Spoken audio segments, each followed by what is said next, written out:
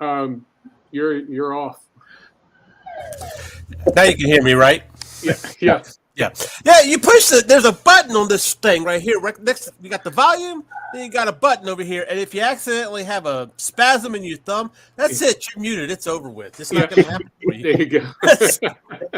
Great way to start a Saturday morning, am I right? Mm-hmm. So, as you can see, I'm not Mike Jimmy, but this is, of course, Sketchy Saturday. If you couldn't tell by the music coming on, it's the kind of stuff you want to headbang to, right? I mean, that's what you want to do Saturday morning. Oh, yeah. I made it, so I could talk about it.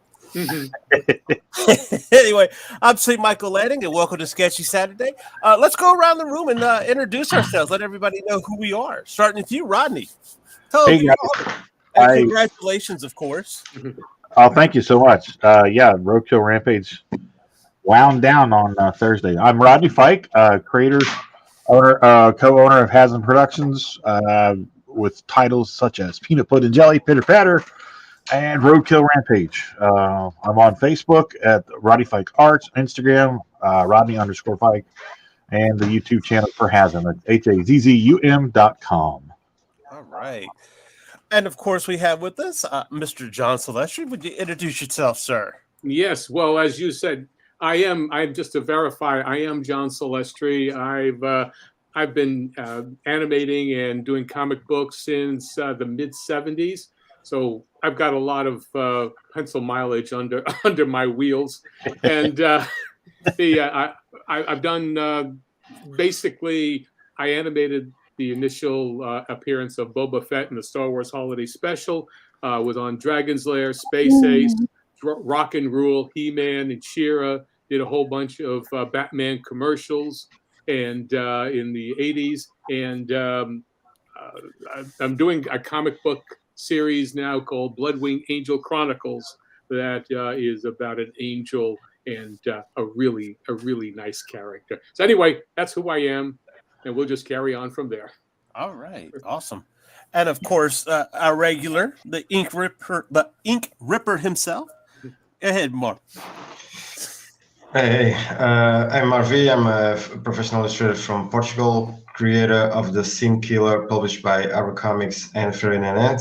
And hopefully, in a couple of weeks, I'll be able to print Gabriel Reaper of Souls. So, yeah, let's hope for the best. I'll be here every Saturday, hopefully. And great to be back. All right, awesome. As you can see, Mike Jimmy's not with us today. I think he's at a con, if I'm not mistaken. Which you say, of course, he did say he's going to be at a lot of those this year. So, which is good, considering that only a couple of years back we weren't having cons. So it's good to see that some of those are coming back full swing. I hear they're kind of shaking a couple of sponsors here and there that might have had bigger booths than some of the artists, but well. So. Mike Jimmy gives us a different perspective from coming from the other side of the Atlantic. Oh yeah, it's a really interesting thing about how cons are there versus comic conventions are here. Oh yeah, yeah, definitely. Of course, we got some people in the chat. Morning, Pops. And Dan Plagle says, and I'll probably mess that name up. I'm sorry, Dan. John Celestri inspired me to be a comic artist. Oh, wow. Okay. Nice. Wait,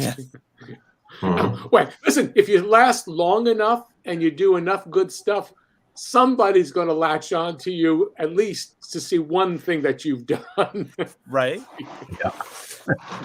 And that's one of the most flattering things you hear, is that you've inspired somebody else to continue and doing art, and that's absolutely, that's a big thing. That's a huge thing. That's awesome. Absolutely. I'm very honored to hear the comments like that. That's great. Thank you, Dan. And of course, morning, Linda.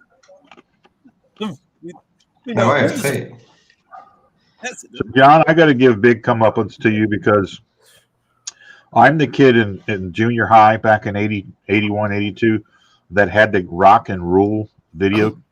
I had the Rock and Rule comic book, and I absolutely love that movie. Oh, well, that's cool. Yeah. That's great. Just one of my, that and heavy metal, for a kid a 12-year-old kid just who was into animation and cartooning and comic books.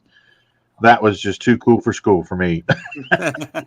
Well, rock and roll is kind of like the ultimate garage band animation. Yeah. Yeah. It's kind of like the Rocky Horror Picture Show of animation. Oh yeah. Yeah. I like that. That's an apt description. You really have to see it because you can't do stuff like that. What we did today, they wouldn't. I mean, the amount of drug paraphernalia and just rock and roll material.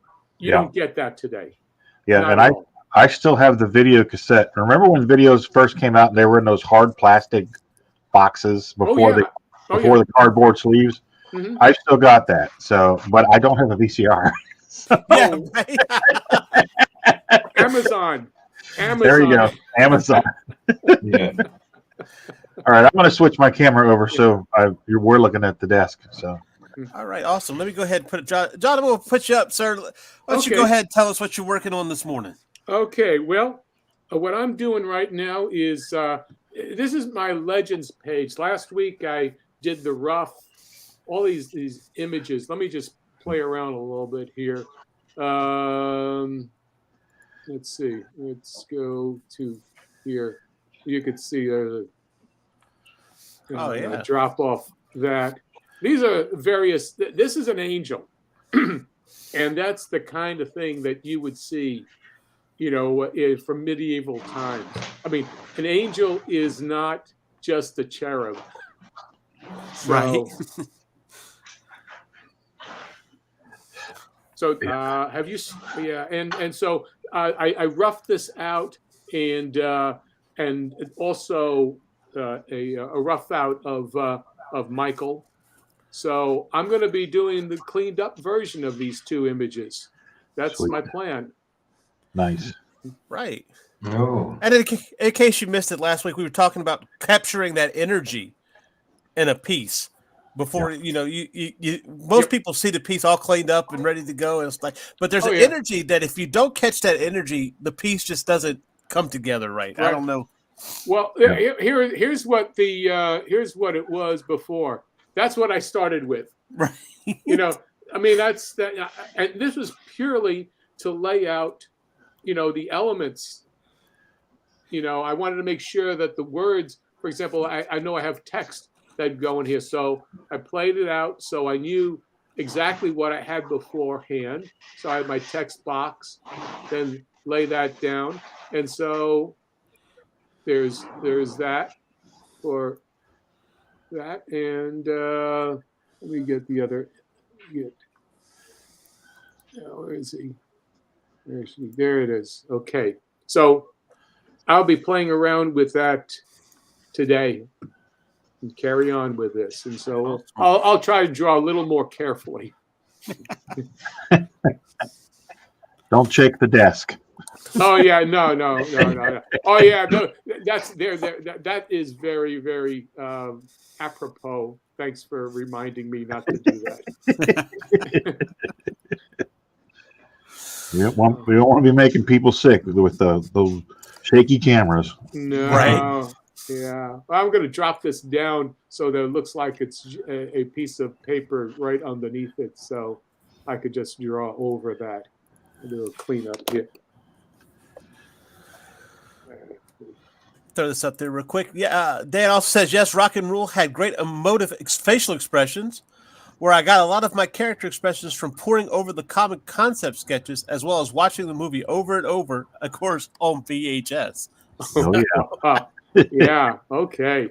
Well, that's there was a lot. There was a really solid group of young animators. We were all maybe, I think, let's see, I was about 30 and one of the oldest ones. So you had a range from 30 years old down to about, maybe 25 years old, 24 years old. So a lot of energy, a lot of raw energy in that show. Yeah, and it shows. It's such a unique thing because everybody in school knew heavy metal. you know. Mhm. But if you could find the rare bird that was familiar with rock and roll, you know, that was you found a kindred spirit.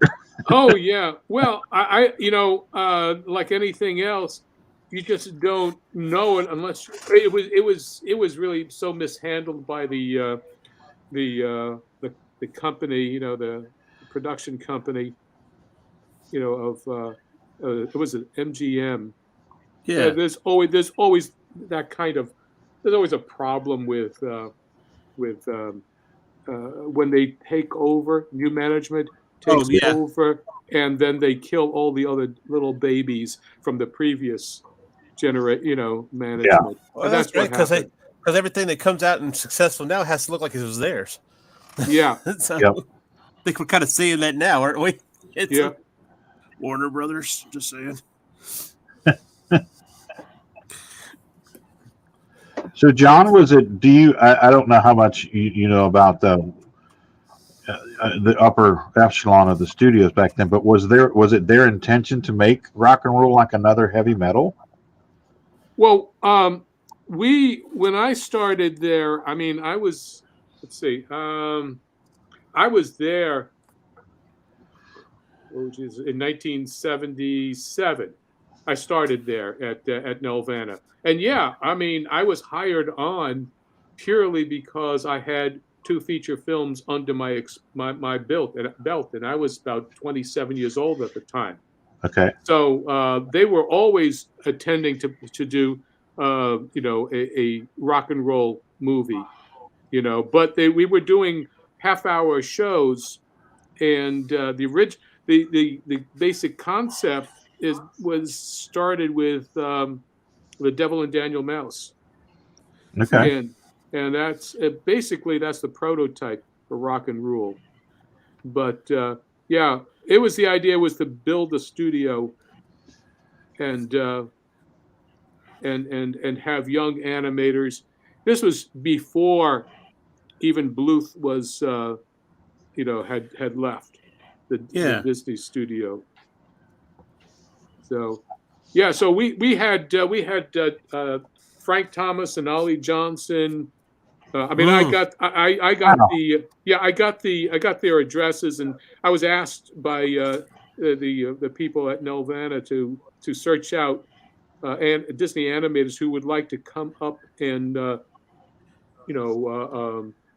maybe what is it? Give some seminars at the Yeah. studio. So I did that, and I got uh, Frank Thomas and Ollie Johnson. They come as a pair, and then there was Yeah. yeah, that's right. And then Ken Anderson, who designed so much of the Disney features, the early ones. So we had Yeah. the old guys there, Oh and wow, that's neat. yeah, so Mhm. we had them there, and so for a week, and every now, it went on several sessions over the years. So we did that, and yes, we were always intending to do animation, but back then there wasn't much animation that was considered worthwhile. I mean, it wasn't a money making op. Think of it, animation was not considered money making. Right. Right. Well, we were talking about on Dispatches this past Tuesday. We were talking, about Sesame Street merchandising and stuff.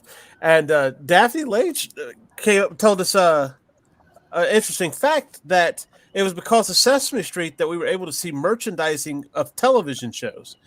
Because Sesame Street wanted the merchandise because they were nonprofit. The children's workshop was Yeah. nonprofit. They needed to make enough money for the show, and that's what they used in the court case to Oh. kind of blow the lid off of that. And then we had the 80s and cartoons advertising. Well, cartoons being kind of an advertisement for toys. Well, Yeah. I before He-Man, I was on Strawberry Shortcake. That was a big Wow. thing. That's cool. Yeah. Strawberry Shortcake, and then on He-Man and She-Ra. So yeah, and but people, other than Disney and merchandising its own product, it was a hard sell. Yeah. Oh yeah, I can imagine. He-Man began as a toy, right? Yes. Instead of a cartoon or Yes. animation. Yes. Yeah. Yeah. It was it was the idea to try and do they first started it as a comic book, actually, to see if they could test if boys would like they didn't have action figures. They had the toys, dolls for girls, right? Mhm. And then you started they figured out, well, let's do something for boys if they will do it. And so you have the action figures, other than the little model, the toy soldiers, the green rubber soldiers. Right. Yeah. Well, that's about the time the 3¾ inch GI Joes hit the market. Yeah. The mid to late '80s, when Star Wars had kind of run its course and was kind of fizzling out. Mm-hmm. Then all of a sudden you had GI Joe and you had the Turtles merchandising starting to hit the mainstream stores and stuff, and then it just went crazy from there. Awesome.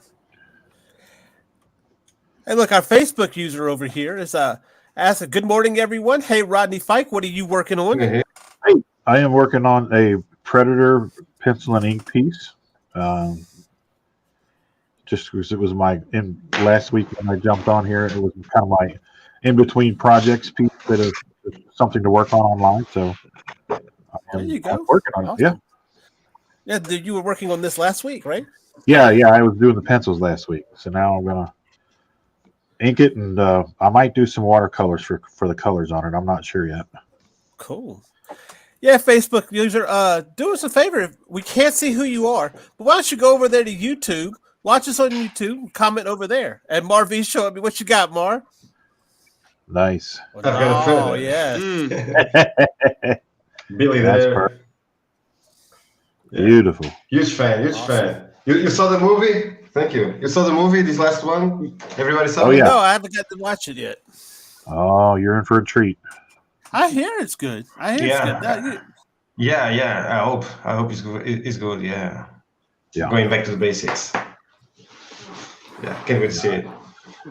I really enjoyed it. So Our Facebook user says he's Ed Williams. Hey, Ed, how you doing this morning? What's going on, Ed? And Past Master Dan says, "Dang, look at all that artists actually doing art things." Imagine that. Art things. Wow. Art things. Okay.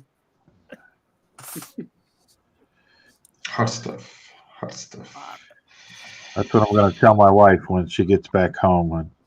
Honey, I did some art things this morning. There you go. She asked what I got accomplished while she was gone. I did some art things. There's a meme going around, and it's an old meme, I guess, but it has Jennifer Lopez and Ben Affleck. I think they're at a basketball game. Yeah. And you see it, and you probably see it, right? He leans over and said, I need to finish my art when I get home. He looks back. She's got like a sour look on her face. Oh, yeah. We've all been there. It's like, what artists think about when they're at basketball games. It's like, let's finish art. Well, last night I got to go to high school football in Ohio is huge. And my high school alma mater is pretty big powerhouse in Cincinnati. So this was the first game that we got to go to since the state championship game in 19. And it's me and my brother and one of my best friends, and we were sitting there, and I was like antsy because I was like I feel like I should be drawing or writing something. I don't get downtime so much anymore, and it's like, what am I going to do? I feel guilty. But it was nice to get out of the studio and enjoy some sunshine. Right. Pace yourself. Always pace yourself. Otherwise, you've got nothing. Yep. You just drain. Yep. So do you take a sketchbook with you where you go, or is it Not there, just because it was going to be sunny and 90 and humid as hell. Well, the funny thing is, if you ever see me in public, I have a pocket full of pens or pencils, and I usually have a moleskin in my back pocket or some type of something to write or draw on. Yeah. And I didn't have anything. Oh. So I kept reaching for my pencil, but I had nothing to draw on. And then we just started talking, started talking shop and started talking about football. And I slowly, gradually forgot about the urge to be creative. It is a drug. It is. Absolutely. It's amazing. Well, I think that's was really neat about drawing is, and I guess it doesn't necessarily get old for me. I mean, of course, you get tired and you need to take a break, but you're always doing something different, so it's not as monotonous as doing a day job is. Right. Yeah. Yeah. It becomes stressful if you've got a schedule that you've got to hit. Right. Yeah. Mm-hmm. That's where it is. But it's like everything else. Some days I'm not inspired, but I still can do things that need to be done that you don't need to be inspired. So it'll still be able to move your project forward. Right. And of course, here we go. Indie Comics Network is being throwing some shade. And how many times do those pens end up in the wash? Hashtag still bitter. Actually, it's been quite a few years since that's happened. When you have your better half, the fear of your better half will cure you of that problem. I don't know. I was always taught to check the pockets before putting it in a washing machine. But Oh yeah, me too. But sometimes you forgot that you stuck that one pen in your back pocket real quick, and because you needed a free hand, and you forget to go back there and get it, and your brand new shirts are full of ink in the dryer. Oh geez, yeah. Well, yeah, that one time will cure you of that. Mm-hmm. You incur the wrath of the woman. Wow, so I haven't instilled enough fear. When do you check your pockets? So, talk about airing dirty laundry on air, right?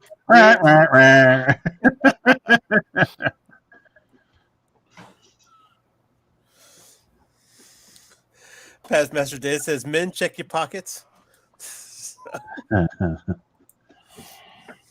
Buddy. So this week I discovered something I did not know, which usually happens when you're doing art, right? Is that if you you find the center of your eye, and from the tip of your nostril straight up through the center of the eye, you can find the curve of the brow. And I thought that was kind of a neat trick. I did not know that was.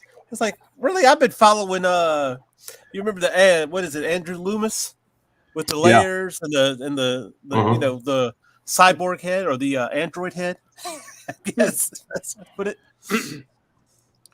But it's funny, you could keep doing this and you find so many different things that you just never think about. Okay, you review that. Say that again. All right. Like it's not really great for the werewolf part, but you find the center of the eye. Okay. And then from a line that's from the edge of the nostril. Yep. Straight up to the center of the eye, right above is where you find the curvature of your eyebrow. Oh, okay. Okay. Well, well, there is balance that you're trying to get, And, that's.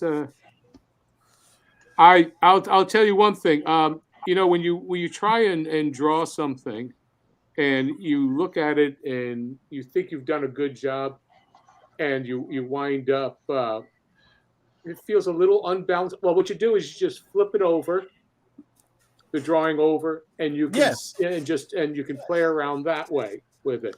Okay, but I'll say one thing: when you do balance in a character, if you look at the nape of your neck, you should draw a plumb line to your instep. Yeah. And as long as you can have that like that, your body actually physically will be in balance. That's when you're animating and you're trying to figure out how to make your character look balanced. Right. So, and that's well, one thing I've been struggling with is adding weight. Like, say somebody's pulling something, and making it look like they're pulling something. Yeah. Is there a trick to that, or is it just? I know you have the squash and stretch, but well, what are you talking in terms of a timing? The timing, or actually just physically looking like you're pulling on something? Just look like you're physically looking like you're pulling on something. Okay, well, it really depends upon what kind of how taut or loose the line is. Okay. You know, I mean, there's a difference between. Let's throw a little. I'll throw some stuff down here. Let's get that down and just do another layer here. Layer here. And okay, so if you are, let's say, you have a hand. Okay. Okay, and you have that. So you're holding on to something. It's either, and that's attached to a wall. Okay? Okay. So are you holding it? Okay, so, and it looks like it's pretty, that looks pretty loose, doesn't it? Yes. Okay. So let's throw this here and the same element and just bend the wrist like this. Then suddenly. Oh, wow. Yeah. Yeah. Right there. Oh, and all you're doing is you're just bending the wrist here. But look at how much action you've got going here. You've got a dynamic of pulling this way, and this is stretching, but there's also a force holding back here by this tautness here. So yeah, it's really how you handle shapes, bends and straights, one against the other. Oh, that's pretty cool. Oh, cool. Animation 101. Oh, okay. So let's see here. If you want to say there's a difference between force, okay, you can move this pose A to pose B. Okay, are you doing it in 4 drawings or 1 drawing? That gives you the pull and the force, the snap. Okay. Okay. In movement, because you're moving it across from let's say you've got a I'm going to do a timing chart here. This is A, this is B, because it's moving that way. So okay, so if you want to just really pull it, well then you do the halfway point there and then ease into that. Okay, and so there's that. Or you can do a slow in and slow out, and then it's just a gradual tug. You see what I mean? Yeah. Yeah. Yeah. In indie comics, your minds fill in the blanks. Well, yeah. Well, yeah. Yeah. In comics, you're doing that, but when you have to animate it, you have to really show it, and you have to know how drastic, and how quick you want the movement to happen. So, John, let me ask you a question about line weights. Okay. In reference to that, I've always found, and I know a lot of the quote unquote kids today, they don't know what a holding line is, and they don't use them. But like if we went back to those hands, if you the underlying the lines at the bottom, if you made those a little thicker, then that also denotes weight more. Yeah. Well, it's only I don't know. And that applies to like two-dimensional, like comic books, not necessarily animation. Yeah, but it also depends upon where your focus is. Yeah, You know, that's true. I That's true. mean, to me, I kind of like doing when I'm doing my comics and my line work, I like to vary it depending upon what I mean, I might have an upper and a lower line. That might be weighted. They will be weighted differently, but I like my line work to be a bit more like Maurice Sendak, in the Night Kitchen, okay, which is really an homage to a Winsor McCay. Okay, you go back to that comic, that artist who really was the first really master animator, Winsor McCay. With Gertie the Dinosaur and all kinds of things. But with I'm also like a night. I'm influenced with the underground comics of the '60s. Okay. And I don't really try to make it slick. Okay. Let's do a piece of artwork. I set this up so that I could, just in case I needed to do this. Let me just go to that. Okay, that's a finish. That's one of my pages that I'm finished up here, and it's a varied line work here. Okay. Very much so, and for me, I like the grittiness. Yeah.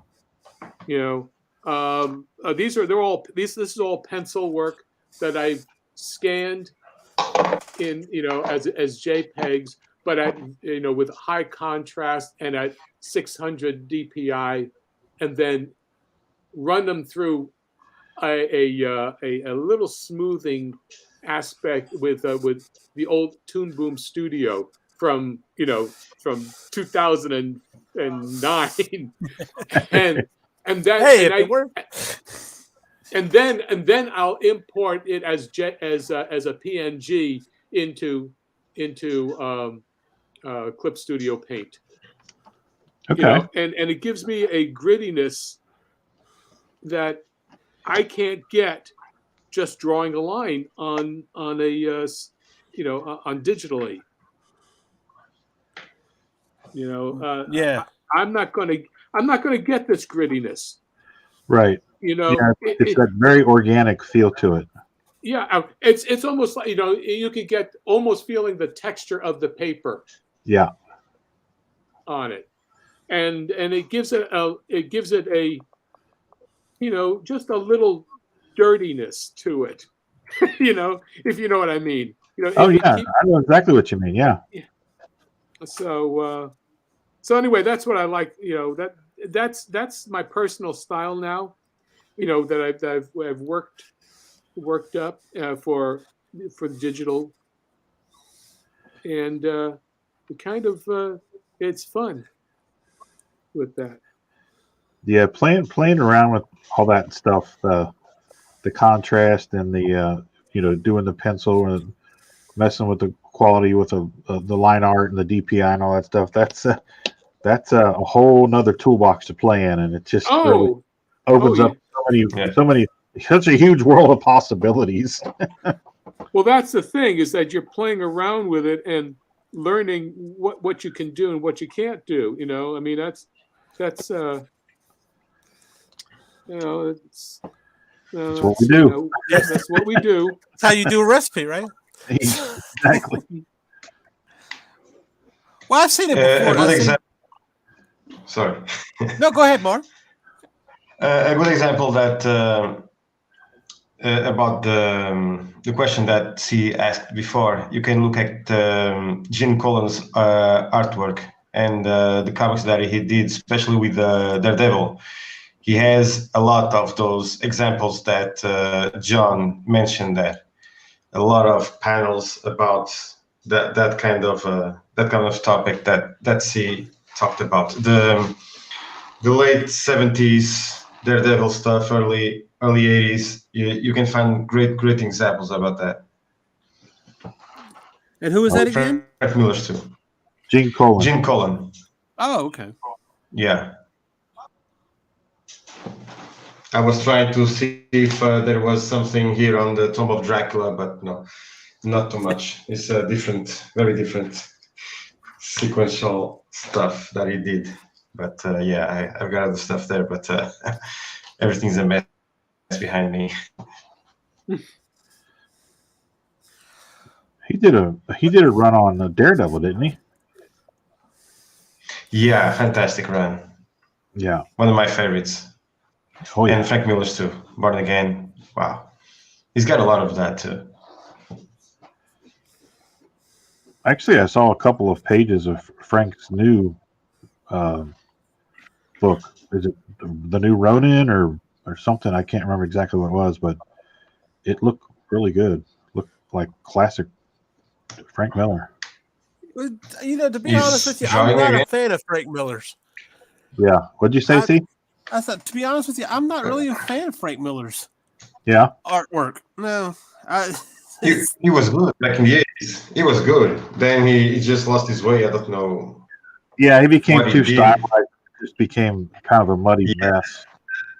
Superman and Wonder Woman drawings that he did a couple of years ago was just awful. I don't know if it's dementia or whatever, but he was losing it. But the early 80s, that was fantastic. Yeah. Yeah, I mean, some of the stuff like the Dark Knight Returns and everything, I could see that. I don't know. It just never really struck me as anything. Yeah, and it's interesting because back then you had, in the 80s, the slick, the George Perez, the John Byrne stuff was the in vogue stuff. In the 70s, it was more like John was talking about, the grainy stuff, the Neil Adams, the with Tom Palmer inking, and the Gene Colan and stuff like that, and Gene Day and Ernie Chan and Pashima on Savage Sword. It was a lot grittier. That was kind of definitive of the age, but the 80s was 80s became more slick. And then the 90s were just a mess.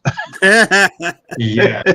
Everybody was on steroids back then. Everybody was on TV. That was it. Even the guns were doing steroids. Yeah. That's when I quit American comics. That was it. At least Marvel and DC. Yeah. Yeah. I came up in the in the 90s when they Image became a thing. I think I was in middle school when that happened. And you kind of go back and you take a look at this stuff now. And it's not that it's bad. It's just, it's definitely a different take on things, I guess you could say. It's called not really having an editor.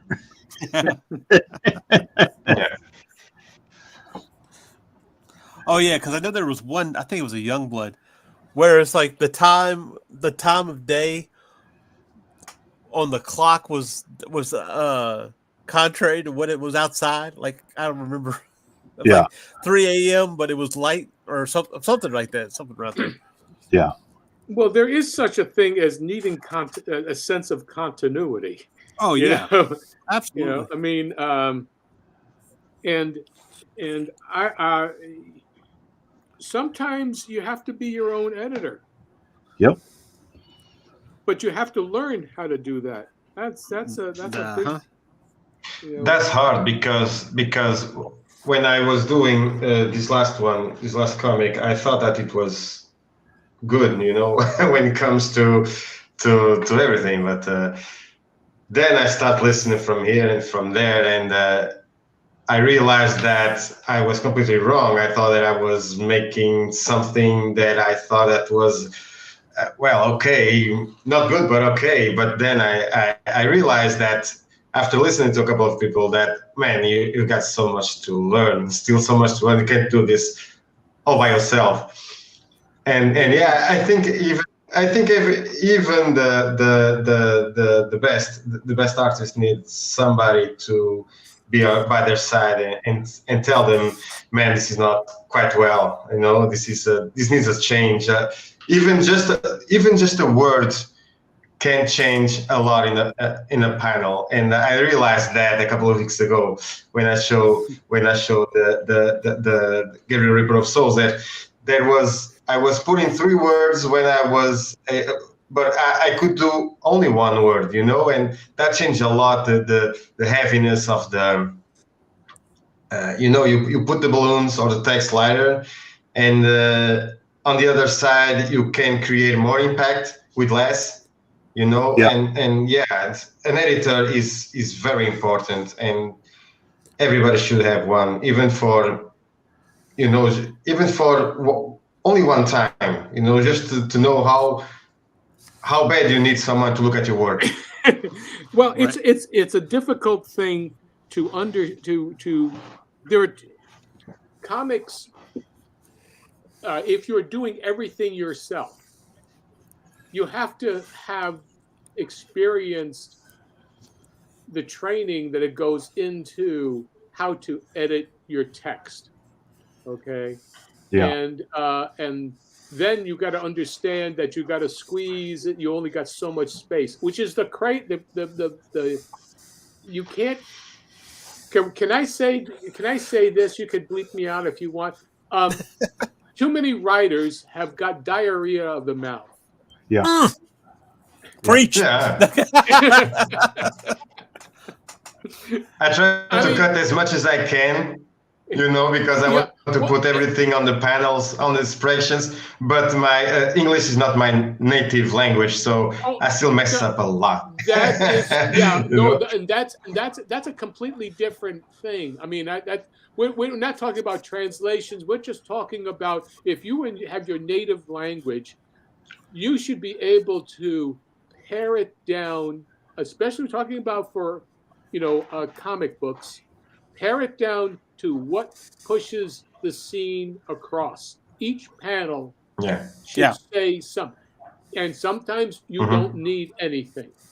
Yeah. Sometimes, but if you need a lot of exposition, well, you better have it in such a way that it's palatable. And, that seems natural, yeah. I mean, there's a lot of, when you do a novel, and I wrote 5 of them, in terms of crime fiction novels, and one of the things that you learn is that you can say something in passing, and like, for example, when you're talking about a clue, well, you don't have to point anything out, but if you show it to the reader and just have your character pass by it and note it, and then just put it in the back of their mind, but you don't make a big deal about it, you're playing fair. But you have to do it in such a way, you can't bore the reader, and today readers are very easily bored. Oh yeah. And if you're showing your story and you're giving it a really solid plot, and you've got really good characters, and they're moving along, talking heads are the most common problem for any comic book, and but you also don't have to have constant fist fights. No, right? Yeah. Give them something that needs to be done. bit of business that is entertaining, and yet and helps get the character across. There is a scene that was pointed out to me years ago in Quentin Tarantino's Reservoir Dogs, and there's a lot of talking in that movie. There's a lot of talking in that movie, and because it kind of plays out like a play. Yeah. But there's a scene with Harvey Keitel and Steve Buscemi. Steve Buscemi's just showed up. And if you haven't seen the movie, beware, spoiler. They just tried to rob a place. It's gone horribly wrong. They're supposed to meet up somewhere. But that's so that's almost all of Tarantino's stuff. Yeah, this is true. Yeah. Of course, this was the first one, so this is kind of your underline. But okay, so Steve Buscemi's explaining what's happening. So you're looking at a lot of exposition. Harvey Keitel hands him a cigarette. Harvey Keitel takes a cigarette himself. Mm-hmm. So Steve Buscemi lights up the cigarette and starts smoking it. Well, Harvey Keitel takes his cigarette and sticks it. He goes to put it in, but decides not to, and ends up. I think he sticks it behind his ear, or maybe he's holding it. I can't remember what. It's been a while since I've seen it. And so you're watching Steve Buscemi smoke the cigarette, and almost subconsciously you're like wondering, what is Harvey Keitel doing with this cigarette? Why did you take it out and you haven't used it? And then so Steve Buscemi gets towards the end of his cigarette, and finally Harvey Keitel decides to take that cigarette and lights it. And somebody pointed out to me that that's actually an old stage play trick. That when you have something that's descriptive, and at the time I didn't have the term of exposition at that time, but when you have those expositions that you have to kind of have out there, to put something like that in there keeps the viewer engaged. Mm-hmm. Yeah. Even something as simple as that, and I think that's what Wally Wood was. It was Wally Wood's 9 panels, isn't it? Yeah, there's something that says with that always work. Yeah, the 22 panels. Yeah. I got it. 22. Right here on my desk.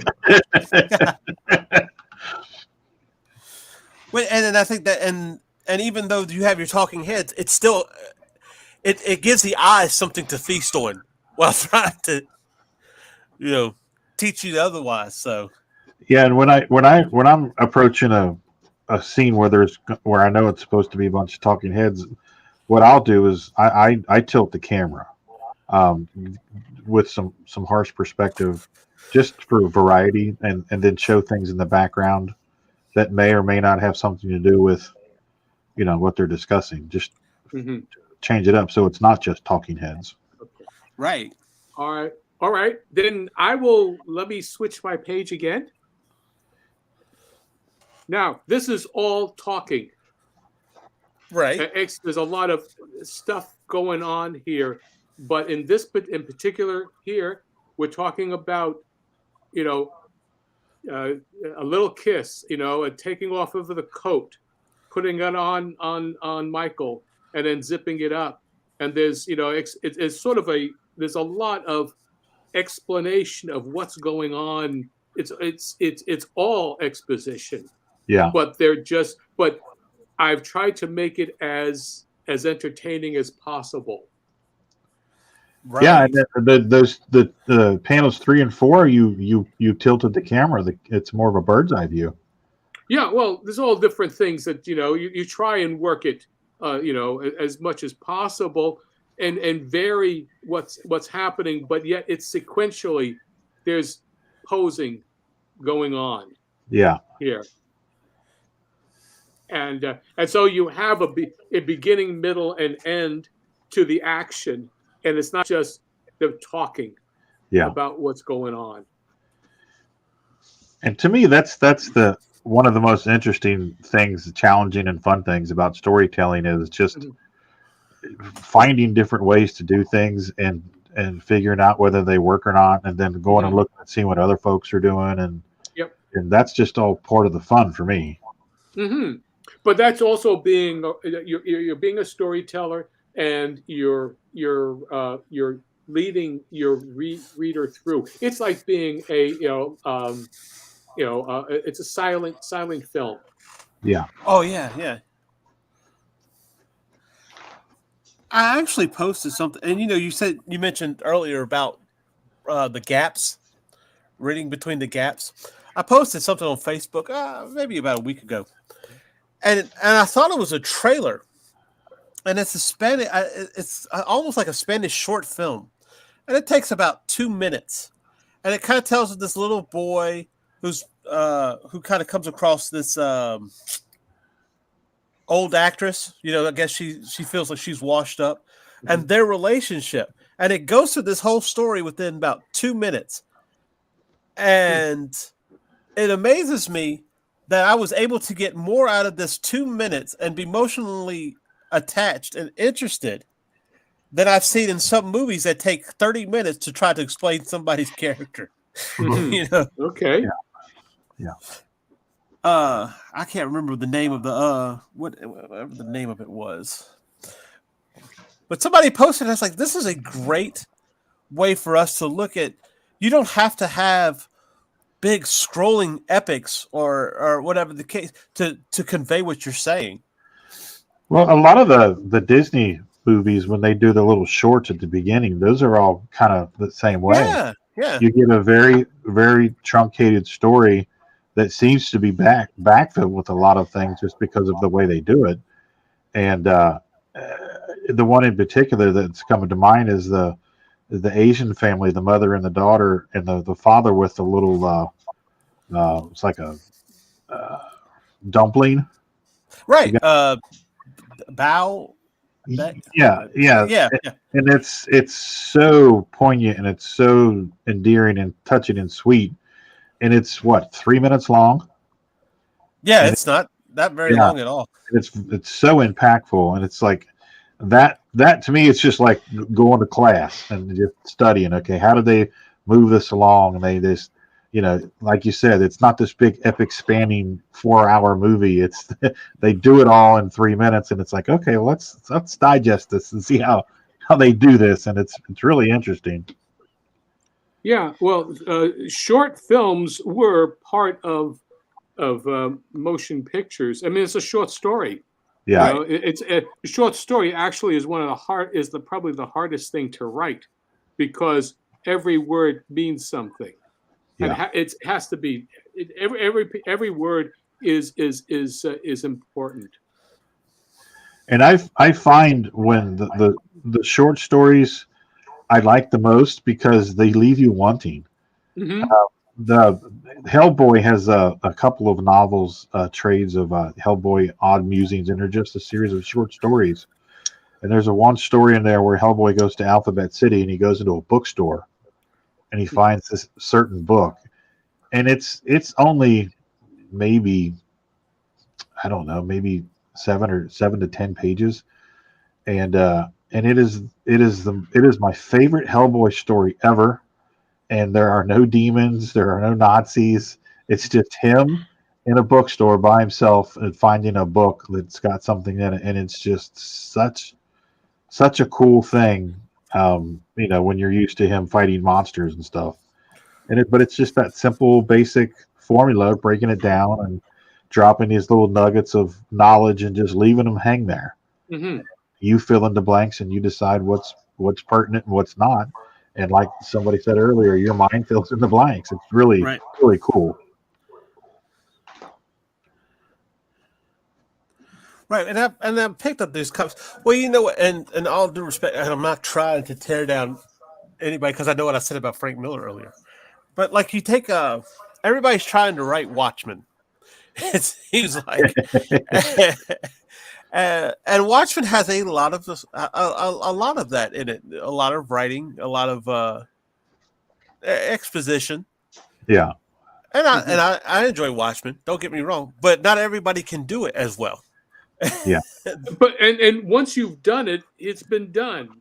Right. Move on to something else. Try and do something. I mean, you could be influenced by somebody, but I mean, go and develop your own voice, or But then that's about that's corporations that say, well, we want another one of these. Oh yeah. Oh, absolutely. Yeah, milking the cow. Or corporate, yeah. They see something. Well, look at all the when Star Wars came out and all the the space opera ish shows that came out or movies that came out. Mm-hmm. Some of them were hit or miss, some of them were all right, but some of them were just they're just awful. Yeah. Yes.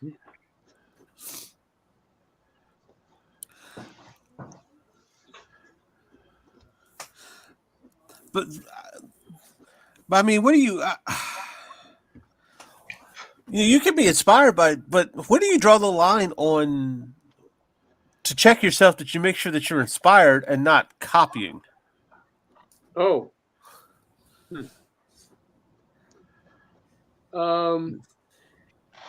Well, if you've got too many parallels, then you're either copying or doing a parody. Yeah. Back in the 90s, everybody was drawing like Jim Lee. Remember that time? So you didn't know. Like Jim Lee? Yeah. Yeah, you didn't know who were drawing because there was so many people. I don't know if I can call it ripoff or not, but a lot of people were drawing like Jim Lee, and you didn't know unless you were going to the bottom of the page and see the artist's name who was drawing. So was that copying, inspiring? What do you think? Were people not having enough of Jim Lee's art? That was Marvel trying to not lose too big of a market share. Yeah, that's Yeah, kind of what they did to Herb Trimp, huh? They would go. You basically had a situation. I want to say Bacalo, Chris Bacalo. Chris Bacalo. Is it? That's the third time I've heard that name said something different. No, it's interesting. Real quick, and then I'll let you get to your point. Is Sure. I talked to Chris. We used to Yahoo chat all the time because his kid's in baseball, and then he came to Gym City here in Dayton 3 years ago, and I went up and talked to him for like an hour, and I met him in San Diego too, and it is Bacalo. Bacalo. Oh, thank you. Yeah. Okay, but I asked him, I said, "How do you say your name?" He said, "It's Bacalo." I was like, "Thank you." Because you hear, I've heard Bacalo, I heard Bacalo, I've heard so many different ways to say it, but Bacalo. Bacalo. Okay, I will never remember that. I will say it wrong again, but that's okay. Now we have it on film. I'll go back and look at the YouTube video. Bacalo. So, but if I'm not mistaken, because I do have his art book back here, his Art of Marvel. Oh yeah. Oh, which I really wish. It's back there somewhere. But I need that. Well, absolutely, because of his Generation X. That book was phenomenal to me when I was in middle school, and it still is. And his style has changed. In fact, in a way, it's kind of simplified. I also have the steampunk series. Oh yeah, you and me are the only two. I got it individually. Yeah, I do too. Yeah, but if I'm not mistaken, I think reading in there, they did that to him too. Or he got scared that they were going to do that to him. Where they went in there, Image has just gotten started. They just lost Jim Lee, and they had everybody in there trying to draw like Jim Lee. That's what is it Herb Trimp? I think that they tried to get him to do the same thing, and that's what you were looking at. Is like John said, it was a corporate thing. They thought if they could mimic that they'd make themselves. Yeah. They did it again they kind of took a different stance in the early 2000s, where if you wanted to be a Marvel artist, you couldn't have that cartoony look. Right. They wanted this picture realist look. You had to draw like Brian Hitch. Is that who they were mimicking? Yeah, because he was the artist on the Ultimates, and that's when that whole subculture or subworld of Marvel blew up, and everybody, the Samuel L. Jackson became Nick Fury, and it was the Ultimates line and Brian Hitch's art that catapulted all that into existence. So he kind of has like a photorealistic art style, or yeah. I'm not familiar with him. I'm just because that's not really my thing, honestly. Well, he's from, I believe he's British. He's from Great Britain. Yeah. But he's a really good artist. But yeah, it's that hyper realistic. Every bootstrap is illustrated. Every seam on the glove is illustrated. All the buttons are illustrated. That's kind of where that started. Actually, I'm going to show my age. George Wonder, who took over Terry and the Pirates from Milton Caniff, he drew every buckle and whatnot on the Sunday pages. He was called a rivet man. Okay. Oh, wow. A rivet man would just do everything that was and it kills the drawing. Yeah. For me, especially, I feel that way. I don't gravitate to that. I appreciate the work that it goes into, and yes, you're an artist. You're a good artist. But I've always come across the idea that the way if you could tell an image with simple lines, that definitely shows a talent. The less lines you use to tell an image, the better. Yeah, and that's yes, simple is best. That's the elements that are very important. But a lot of people think that if you put a lot of lines and a lot of stuff, then boy, look at all those lines. Look how much work went into that. Right. Yeah. Yep. Just cross hatching everything. Yeah. Well, I mean, this Predator piece is a perfect case in point. There's all of this stuff in here, and I used to do this hyper realistic stuff all the time. Yeah. I just got to a point where it was like, I hate doing this, and right. I mean, I'm committed to it now on this piece, so I'm gonna go ahead and finish it. But I haven't done something like this in about 4 years. But it's tedious, and it is. But even with that, there's still simple lines that are involved there. But when you look at, and we're about to have to play a bump, but when you look at, like, you go and you look at the image stuff that we were talking about, you look at Todd McFarlane, you look at that, they were putting all these lines in there that didn't necessarily inform the piece. Right. It just looked cool. Yeah. and don't get, and I ate it up. Yeah, absolutely. Let me go ahead and play a bump. Let me go ahead and play a bump, and we'll come right back and talk a little bit more about this. Eager Raven returns to Kickstarter in its first trade paperback, collecting issues 1 through 4 in one full-color volume. Eager Raven, Heir of the First Unicorn, is the story of a unicorn princess exiled into the mortal realm after she is betrayed by her elf prince husband-to-be. Dragons overtake her kingdom, and how she trains to become a knight with the help of an unusual trio of blacksmiths. It's a mature audience telling of the classic hero's journey with a soap opera twist, so check out Eagle Raven, Heir of the First Unicorn, Volume 1 today.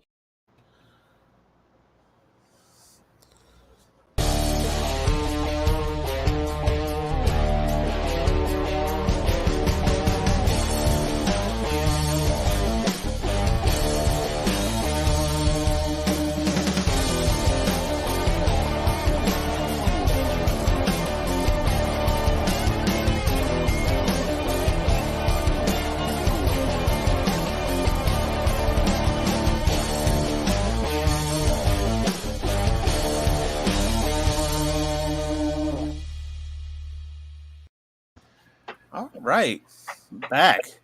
Yes. But see, like with this, with this Predator, everything informs the texture of the skull. It informs the way I guess that I don't want to say hair tentacles. I'm not quite sure what are they called? The Yujuda? I couldn't tell you. I don't know. Yaja, I think, or Yochua or something like that. So, to be honest with you, I just learned that they had a name. That's how horrible. Yeah. The only comic that I read that had the Predator was Batman versus Predator, and I don't think they even got into that situation, to what they were called. But they were kind of adding. If you hear Barb Kalberg, the inker over at Silverline and longtime inker Malibu Comics and stuff. And she's inked a couple of the Image guys, and she'll tell you real quick. They used to call it the Scritchy Scratchy, and it used to get on her nerves because there was so much stuff that just didn't, matter. Yeah, are you familiar with Sandra Hope? The name sounds familiar, but no. Yeah, she inked Humberto Ramos on Crimson. And oh, right. Okay. Yeah. I have she those is actually, I bought 2 pieces of Ramos original art, and both of them she inked, and I just love. She's on. I follow her on Instagram, and she'll have her 45-second things on there where she's inking. Right. And was part of the Wildstorm thing, so she inks a lot of stuff for DC now. And oh my God, she is one of the most underrated, phenomenally talented artists. But real quick, tell you a story how she got her job. Out in San Diego, she met with some people, and she didn't really have anything with her, but somebody had said, well, she's pretty good. Somebody gave her a page to ink, and they said, okay, come back tomorrow with this inked. She didn't have anything to ink with but a black ballpoint pen. Yeah. So she went back to her hotel room that night and inked the page with the ballpoint pen, and they hired her the next day on the spot. All right. And see, that just goes to show you really, it's the talent. It's not the tool. Yeah. or the skill. I don't know. How do you feel about that? Do you have to have talent to be an artist? Or to be a decent artist, anyway? Discipline is just as important. Patience, which I lack a lot of sometimes. Oh gosh, tell me about it. I know that feeling. What do you think, John? Well, I have no talent, so right. Okay. I look at it this way. I would rather. Okay, so what is actually the question here? Is it to be an artist? Do you not need talent? I think the question. Okay, for instance, if somebody sees what you're doing, yeah, they're not an artist or they don't draw. Yeah. Oh wow, you got so much talent. Are they really seeing talent? Or are they seeing like John, like Rodney said, discipline or skill? Well, they're seeing craft. Okay. Yeah. You can. Thanks, Mark.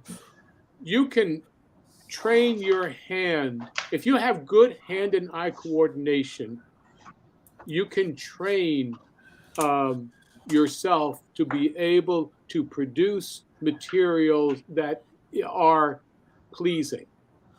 Okay. So you can do that. It's the same way as, if you understand the tools of woodwork, okay, you can build a cabinet, but it's not going to be more than something that is functional. Someone can draw. Not everybody can, will hammer a nail properly, Right. But I think what they're seeing is, if they don't have any talent, if your audience is getting something out of your piece, then to them you have talent, because it's something that they haven't been able to do on their own. Yeah. Okay. Right. It's kind of like, if you are functional, if you the person with one eye is king of the blind. Okay. Yeah, okay. I think I've heard that before. It's been a long time. So, that's basically, you can have that. But if you have somebody, an artist is someone who says something that hasn't been said before. Okay. Yeah. Yeah. You are creating something that hasn't been done. You could see elements of other things in the piece, but suddenly the artist has taken things that were simple, but put them together and given a twist that says something that speaks to the audience. Yeah. So I mean, yeah. I mean, I know it's being long-winded, but I mean, your question is a person. That's the difference between someone who is competent and is a craftsman versus someone and has learned tricks and can put it together. And how many times have you seen? I've seen. You'll look at somebody's work and said, I know they drew this, but I've seen this before. Yeah. There's a couple of people I can think of. Okay, so they're referencing. They've captured certain things, and they've done it over and over again, and they've been able to do it and replicate it. And you say, and they do it quickly, and you say, wow, look how fast he drew that. Well, he's had that thing in his mind for years. Yeah. He's done it over and over. It's muscle memory at some point. Right. Well, that's just like when you draw on a character in a comic book. You've drawn that character over and over so much that when you see somebody says for you, just go ahead and draw it, you're used to doing it. Yeah. So it's yeah. There is that aspect, but the thing about it is that if you've created the character and developed the design, well, then you are the artist. Right. But if you're copying Peanuts and Snoopy, you've just memorized the shapes and forms and can imitate it. That's a different story. Yeah, my wife had an interesting way to snapping me out of my head when we first started doing shows. 12 or so years ago, where I was actually drawing behind the table, because back in the 90s, I wasn't doing the artwork. I was doing everything else but the artwork. So she told me, she said, Rodney, she said, what you do on this side of the table is magic to the folks over there. You are the only one that knows if this isn't off, if this is off a little bit or that's off, because from that side, you are a wizard and you're making potions back here. So get over yourself and just draw. It's like, okay. And from that point on, it just kind of centered me and like, okay, you're not building rockets. You're just building cylinders and putting muscles on it. cubes, cylinders, and squares. Exactly. Find your center line and move out from there. I think that's what I've learned, and I think I've completed 1, 2, 3. I've completed 3 comics plus half here and there right now, I think comics is probably the best way for you to learn your craft, in the sense that you're having to continually draw the same thing over again. You have to continually think of. I mean, one page can have, let's just say 9 different compositions. We'll go by the 9 panel rule. At least 9, or at most, supposedly 9 compositions. So you're drawing, every frame you're doing is a different piece of art. It's almost individual, even though it all comes together, and it's really a great way for you to learn what you need to know. Yeah, that makes sense. Mm-hmm. Totally makes sense. Yeah. You unless you are copying or using all kinds of references to be able to create to be able to use as a reference, that's still not, you're not looking from within your head. You're not looking to say, okay, I could see it this way. And you're relying upon stock or somebody else's version. I mean, a way to place the camera, how to pace your posing. Right.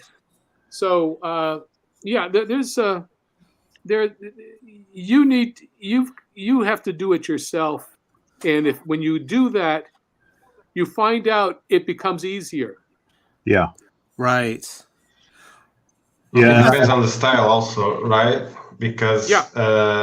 when you're doing something very realistic, you have to do it like Tilda guys did, always with some kind of reference. You can twist a little bit here or there. In my case, I usually use, let's say, 70% of my comic is with references, because I just need to do that realistic style, and I need to look at something. I know how to draw some stuff, but if I'm going to go very realistic, I have really to have a base for that drawing, for that panel. So it's a little bit, how do I say? I feel a little bit frustrated sometimes, because I have to do this pose, but I have to take a picture of myself just to know exactly how the hand looks like, and the angle of my face, the nose, whatever. I have to take that picture just to be able to understand the form of that, Right, because yeah. I've learned everything by myself. I didn't have classes, and that's hard to. As long as I draw, as much as I draw, the hours that I put into it, I don't have those basic knowledge like a lot of people has, and that I always am amazed how certain people can draw without looking at anything, and sometimes I feel very sad when I try to do something that I can't, and I have to use a reference because I must do it. Well, in your style, if you are the actor, it's still part of you. Yeah. It's and you're doing the best. This is what you do. This is your design. This is your style.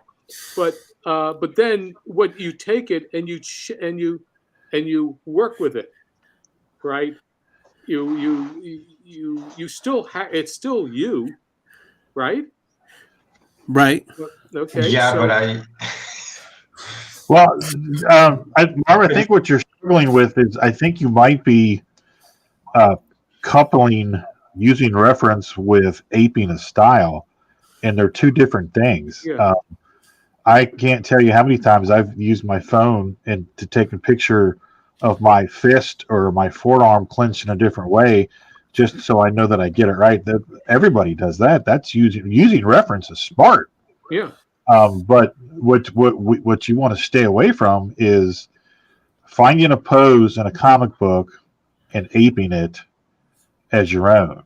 And that was something that was really prevalent in the 90s. Now, the thing that happens now is parkour. A lot of kids are taking parkour pictures and they're turning them into poses. But that's okay in my book because it's reference. So they're making sure that they're getting the twist of the body right and everything's anatomically correct. But it's not quote unquote cheating if you're using it for reference. So the anatomy and everything's okay. It's in my opinion, it's when you're taking something another person's drawing and you're trying to ape it and you're learn that way. I don't know. Maybe it's I don't know. What's everybody else? No, well, yeah, no, absolutely. I think reference is definitely important, and even in what you're saying, Yes, which is great, and a lot of people would find that. What I think for me, and I think like for MarV too, is I want to be able to make my own poses. So in order to do that, and of course you have to use reference to understand that I'll be a firm. You need to go out and sketch anatomy. yes. There's websites out there that'll show you a picture for 30 seconds and like a series of them for 10 minutes, 30 seconds each. Go out there, learn that, and you don't have to be like perfect as far as the anatomy, the muscle, and everything, but to get your flow, to get the way that your body moves, the mechanics of that energy we talked about. Mm-hmm. Yeah.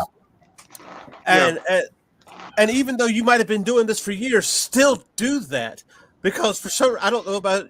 I can't speak for everybody in this room, but I have a tendency to lose that if I don't go and do that kind of a thing. Oh yeah. But I will never frown at anybody using reference. As far as myself, I'd like to move towards being able to put together a pose knowing that anatomy. Yes. Well, and that's the thing, is that if you use it as an educational, self-educational process, then you're moving away from it. You're trying to move away from it. If you are, studying how something moves and twists and turns, enables you then to retain that information. It's like, you know the basic elements of squash and stretch. Okay, you understand that, but how you use it is something else. If you, at some point, and it's only after you reach of doing it for maybe 10,000 hours. Yeah. No, I mean, we'll go back to that. Well, okay, Rodney, for rock and rule, okay. Yes. All my animation, there was no reference. When I did Quad Hole or Cindy, the gal on roller skates, or Mylar, there was no reference. It was just, I mean, the reference might have been me looking in the mirror for a moment or two. Right. But I had already been doing this for 6 years, daily, every day, 40 hours a week, 52, 50 weeks a year. I did the 10,000 hours, and at a certain point, you know what something is going to work or not, and you start pushing yourself.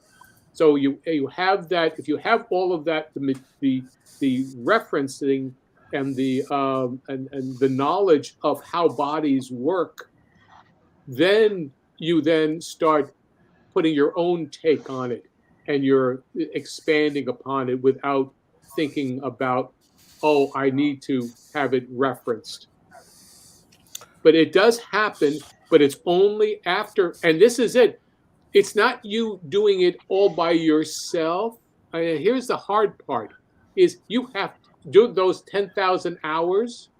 You have to be able to please somebody else, a boss.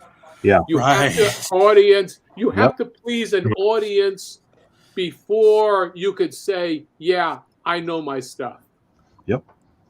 And that's the only way to do it. But unfortunately, we don't have that kind. And that was the thing about old style cartooning and animation, is that you had a master animator, or you had a cartoonist that you assisted under.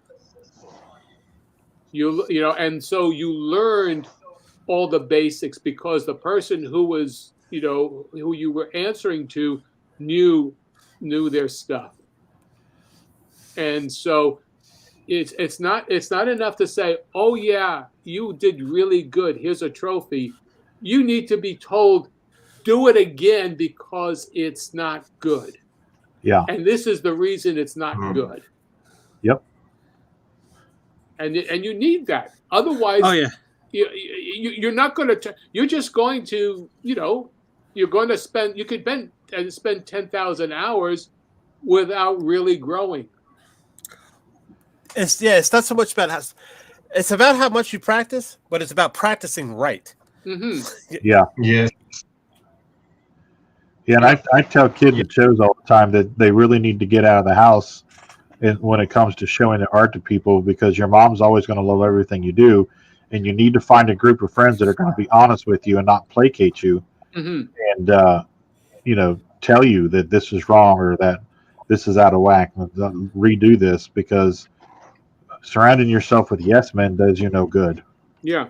Right. But be careful that you don't have somebody, you don't show your stuff to people who have agendas, because one thing is that they'll say, this is how I would have done it. And that's different from saying, well, what is it that you want to say with this? And this doesn't feel right to me. And it's hard to find honest people that will critique and help you. Yeah, especially in this day and age where nobody wants to offend anybody. Yeah, well, Oh man, I've heard so many bad stuff about my about my art when I started. Like, this is garbage, this is shit. With no let's say constructive critique. Why this Yeah, is yeah, shit? You know why? yeah, But yeah, I'm yeah, selling. But why? That's yeah, what and, bugs me sometimes. yeah. Oh, yeah. Well, that's it. I mean, they're only trying to push you down. Yep. That's that. So and you have to be honest with yourself, and that takes a lot of energy sometimes, especially. And again, you can only get up to a certain point, but if you can develop your styles and be able to, and this is what crowdfunding is good, because you can produce your own work after a while, and people will either like it or not. right. They don't have agenda. They're all crowdfunder supporters who follow who will support your work. They only want to be entertained. Yeah. Yeah, Yeah, that's a good point. That's a that's good true. barometer of your work, is if people on those platforms are supporting your work. Hmm. I mean, they have to know who you are, and you've got to be able to deliver. That's to me, that's one of the biggest problems with crowdfunding, is that all you need are a handful of really dishonest people or unreliable people, and it ruins it for the rest of us. Yeah. Yeah, yeah. Mhm. Well, That's true. Yeah, Marvin. Another thing, I don't remember which one said it, but consider the source when they're telling you that you're shit. Um, um, what are they doing? Who are they? Yeah, Yeah, it was John. Yeah. yeah, They're trying to keep you down because it's a competition. It's a business. So if they knock you down and steal your confidence, then they can shoehorn their way in. So there's a lot of that too that you have to be aware of.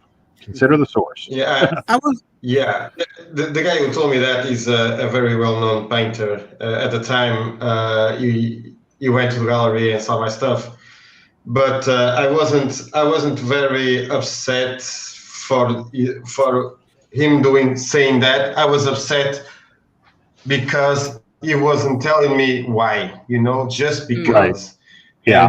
And that was, yeah, I like when people look at my stuff. I knew another well-known painter that went to another exhibition, and he called me and taught me. He talked with me in private, and he said, "Hey, look, you have to be better at this. This line is not right. This is wrong. And he stayed with me for, I don't know, maybe an hour or more, telling me, going piece by piece and telling me, this is good, keep it like this, and he was just building my knowledge. And that's what I like. When someone sees the Sin Killer or another stuff that I'm doing, I like that people tells me, man, this is wrong because of this. You got to be better at Right. this, at this, at this. And for me, that's great. For me, I love when people tell me that. Mhm. Everybody, Oh, yeah. a lot of people like my work, but I like when people tells me, you got to be better at this. Because if nobody tells me that, I will continue to screw up. Oh, absolutely. Well, chances are somebody that just comes out and tells you that you suck. There's other ulterior motives there. yeah, Because Yeah. I know, as far I have had one of the most nerve-wracking things to do, and if you want to be an artist, you have to do it. I'm sure everybody will have to agree, is to show your art. And for Yeah. comic book artists to go to a con and bring your portfolio, it's nerve-wracking because you have no idea what they're going to say. Yep. I had one guy, a very prominent artist, fantastic artist, took my stuff. He flipped through it so fast. I don't know how he saw anything, and maybe he did. What he tells me was line weight and anatomy, and he hands it back to me. Now, when you go to a con, I'm going to suggest two things. One, if you're going to show your artwork to somebody, make sure that they're not engaged in doing something. Yeah. Like if they're drawing commissions or something like that, some of them will still look at your stuff, and some of them are distracted even no matter what. And two, find people whose style not mimic, or you're not mimicking, but are close to yours. Because going to somebody like we were talking about the photorealistic guy, going to somebody like that and you draw Mickey Mouse or you draw it's not going to help you. Right. It's not going to. They might give you something here or there for composition or whatever the case is, but what you're really looking for that end that is not going to be there. And the guy handed the master. He said anatomy and line weight, which was okay. And then he kind of paused and he thought about it and he said, "Well, when you deal as far as line weight's concerned, when you're dealing with the way you're drawing, it's it doesn't have to be that way." But this guy doesn't draw like I do. He has a different art style than I have. So, and I kind of learned from that. It's like, well, if I have a certain art style, I want to go to artists that are in that parameters. Yeah. You know what I mean? I don't want to draw like Jim Lee. I think Jim Lee's a fantastic artist. But I don't want to draw like Jim Lee. Right. Now, does that mean that I can't learn anything from Jim Lee? Absolutely. That's not what that means at all. But the chances are, like you said, they're going to give you their opinion of how they would do something. More likely, like what John said. Yeah. The closest that I've came to having anybody like that when I first started out was at the school of is the Art Students League in New York City. This is about 1970. Oh God, 1971, 72. So like they were doing, it was nighttime classes once a week, and the artist, it was cartooning, and it was Bern Hogarth who was doing the class. Oh, nice. Okay. And yeah, that's what I said. Okay. That's nothing that it was just. I went there for 3 sessions, and back then it cost you. There was a nighttime for 2 hours, and it was live model drawing. Just drawing a human anatomy, and you had a couple of different models that they would go weekly once. And so. The first time around, it was like, and it was $10 an hour. Okay. $10 a class. Okay. So this is 1973. That's a lot. That's a lot of money. Okay. $10, Yeah. I mean, and I'm working for a living, I wasn't at home. I had my own apartment in Manhattan. I was working hard. So I went there the first night, and I was expecting to get some sort of for him to be doing, saying something. And I said, well, okay, do the drawing, and he'd go by and he'd, follow the model and do from your point of view. And he'd go from one person to another and look over their shoulders, and I see them making comments and, this other person and, and then, spending some time with another person. And he came over to me and he looked at it, he says, looks good. And then walked on. Oh, gosh. Okay. I said, oh, well, okay. I kind of was expecting a little more. You want a little more, yeah. Okay. I went back the second week. Okay. Same thing happened. The third week, same thing. And I said to myself, I don't need to pay somebody $10, to tell me I'm good. Right. Yeah. Okay. Yeah. So, I mean, I was making a living. I was working at the New York Athletic Club as the house, on layout and doing the magazine staff, and I was drawing sports cartoons and things of that sort and what have you. But I was trying to learn, and I wasn't going to get anything from this guy. So it don't matter. Maybe it's that you reach a certain point where you don't need it. And so again, basically, I'm self-taught. Never went to school for art, and Yeah. that's it. Yeah.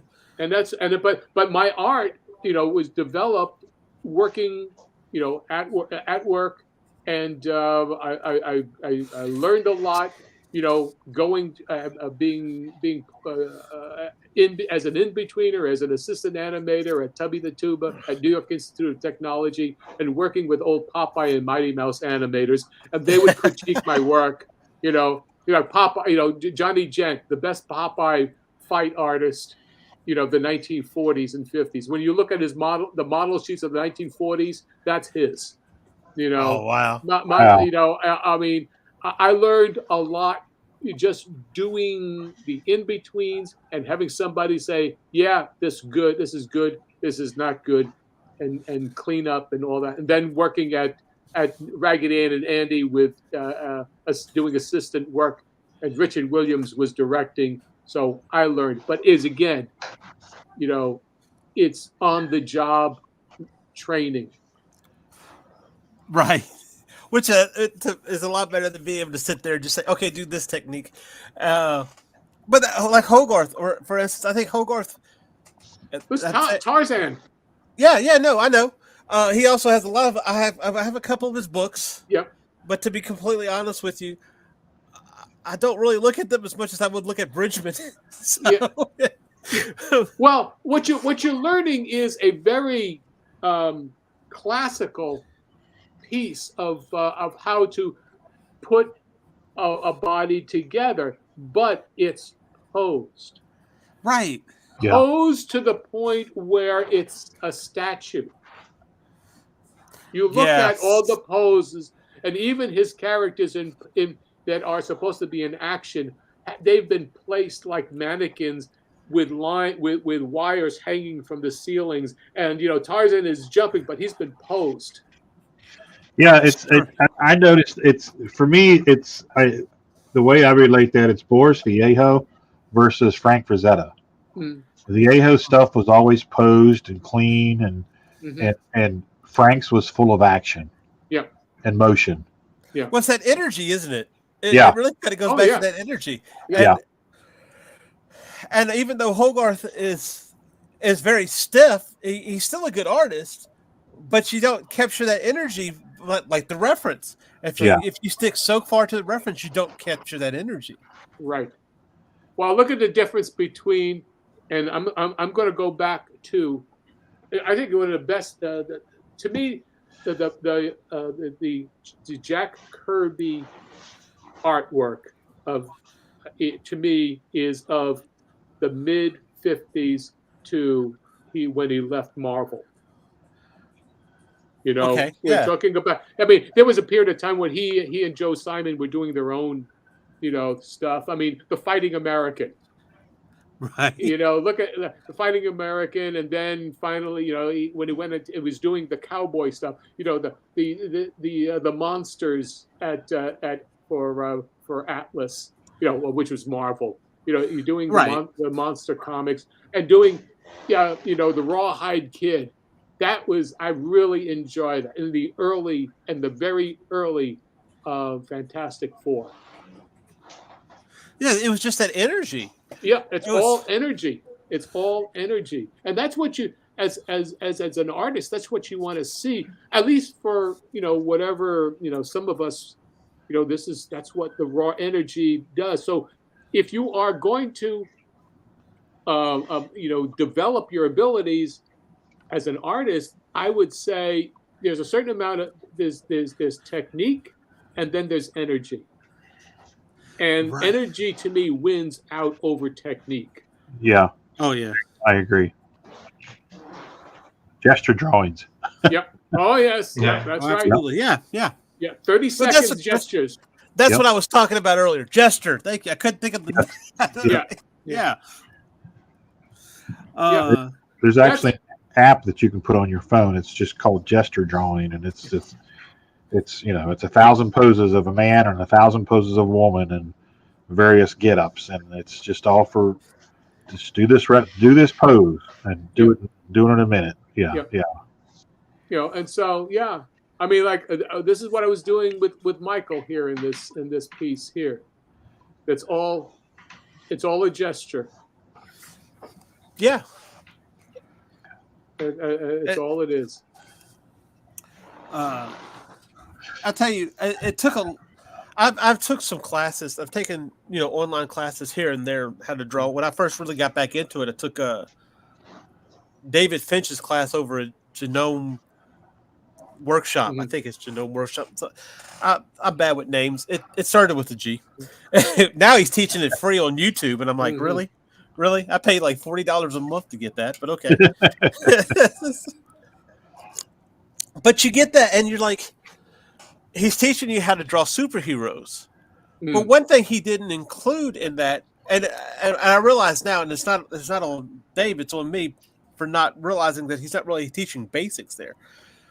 But was the action line, line of action. Yeah, thank you. Line of action. Yep. He's not really hitting on, or if he does, it didn't register to me. So I'm going to kind of put that, disclaimer out there too. That might not have registered to me. It's forms and forces. I mean, you've got your force, which is the bend and straights. I mean, if you have a curve going, you play with that, and then you have a form that is affected by that force. I mean, that's why the difference of capturing the line of action and the forces that are playing on a person who's posing, and that's where you get go back to what we were talking about earlier. See, with getting a feeling of something moving. You when you study somebody, a model, just see where is their weight, and know where that is first. Usually it's always going to be in the hip, because if the character wherever the person is putting the most weight on, that's where I put my concentration.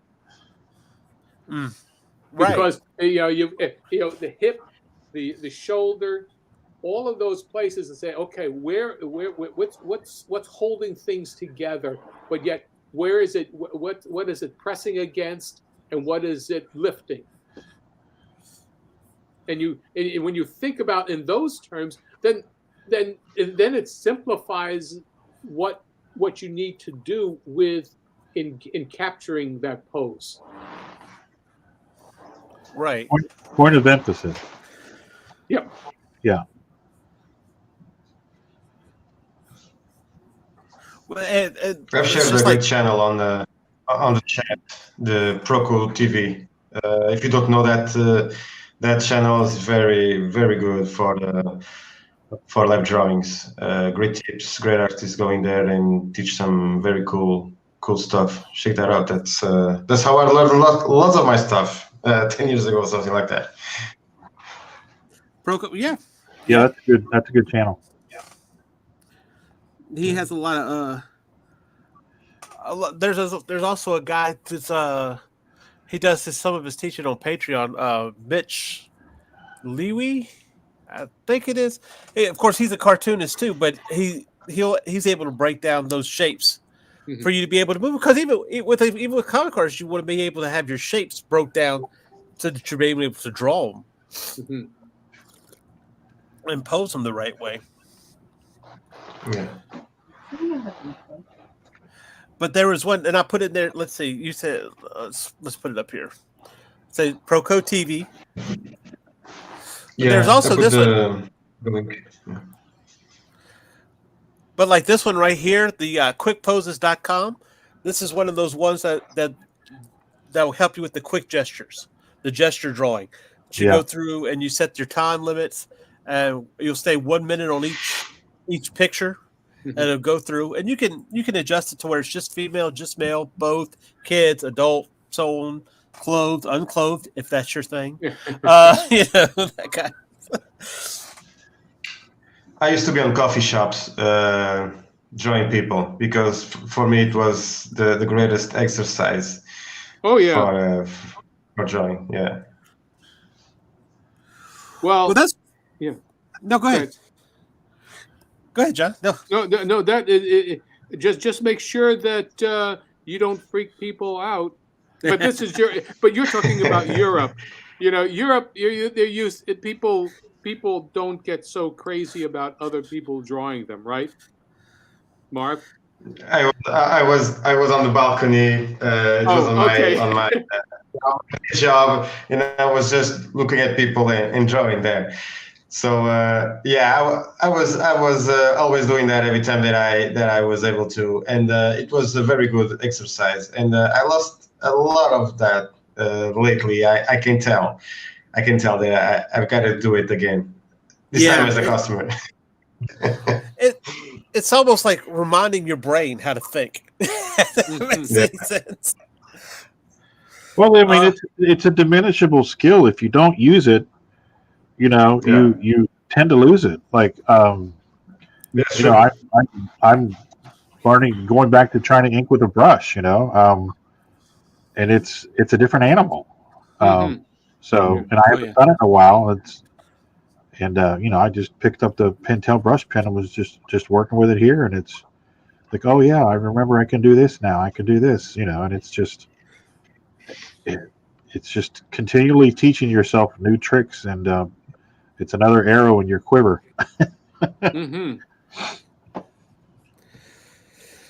That's one thing about those. Have you seen that on like Facebook? You have those. I think it's Cube Brush is the name of it, and they're coming up with like these pose packs, and it's always these action poses like sword fighting or kicking or whatever the case is. And I'm like, I want a pose pack of people laying on a couch. I want a pose pack of people sitting at a table eating dinner. I want those type of poses, because when you deal with comic, I'm sure I'm telling you something you already know, but when you're dealing with comics, it's like, okay, 10 to 20% of the comic's going to be some kind of action pose, what you're dealing with, depending on the comic you're doing. But the other 80% of it's going to be average movement. I tell kids all the time at conventions, anybody can draw Spider-Man swinging across the cityscape. That's easy. But can you draw a 3-page scene where Peter Parker's in the kitchen talking to Aunt May about the cookie sale down at the free store, and he's brewing a cup of coffee, and Aunt May's sitting there reading the paper? Can you draw that and make that interesting? Oh, right, yeah. And then they look at you cross-eyed like, what?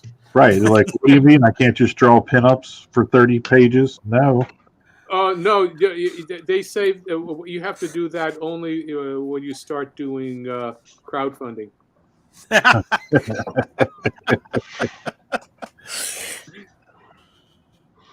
But it's interesting because the things that take the hardest and the most discipline to do and make interesting, which is usually the most mundane, people take for granted.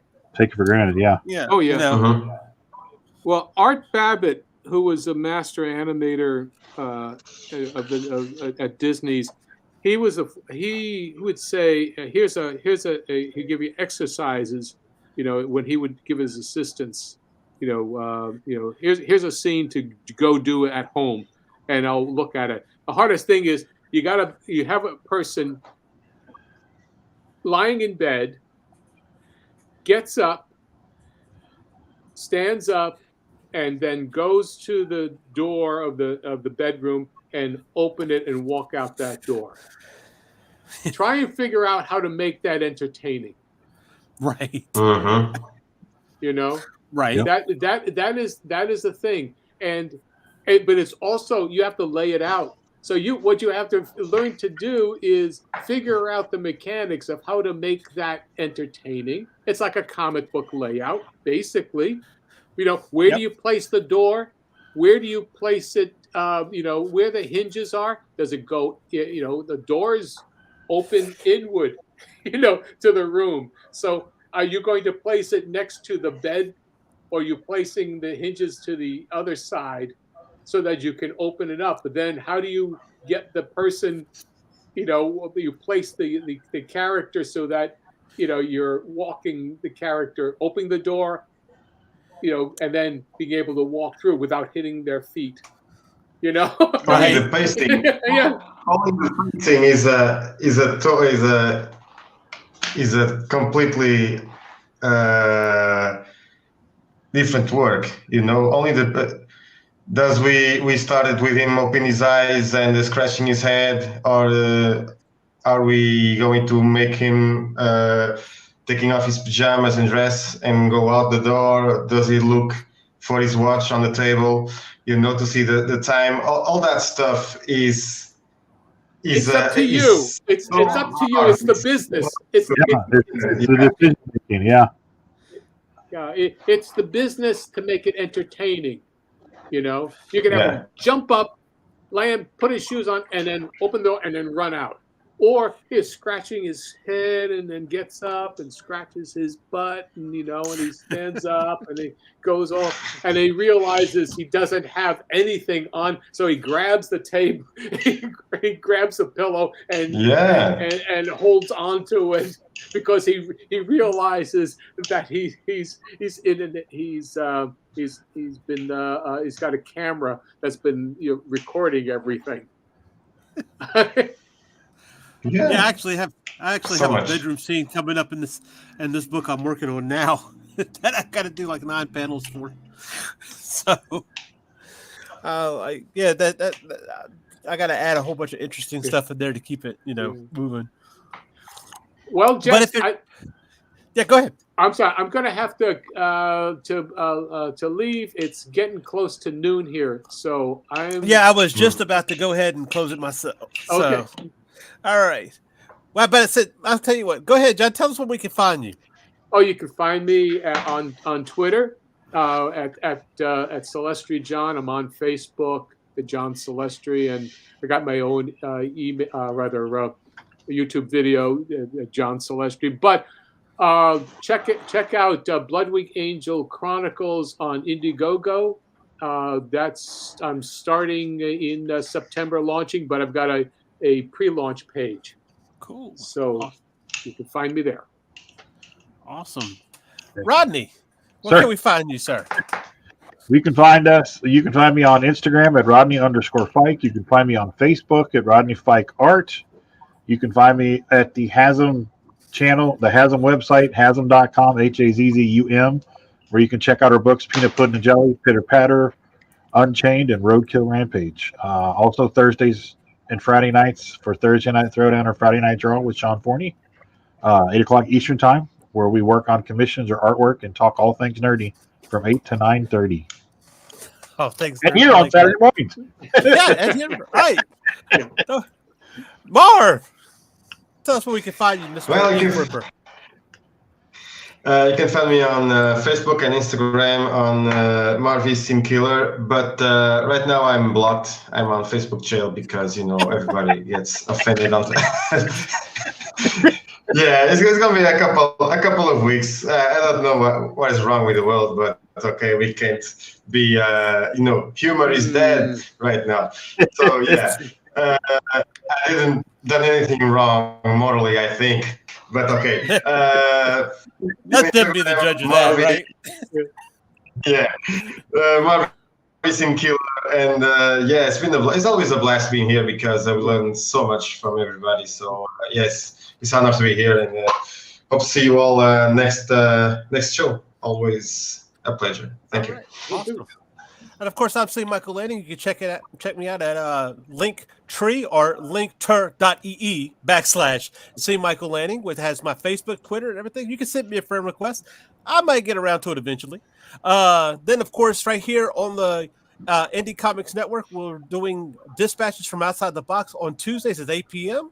It's a show where we scour the corners of geekdom to inspire you to create outside the box. This week we'll be talking about puppets with the panel, and who knows who's going to be there. So check that out. And of course, all the other great shows that we have right here on the Ragin 2 Broadcasting Network.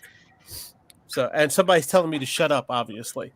So I will run it. And of course, see me here next week with the guys as we talk more about drawing and sketching. So bye, everybody. Thank you.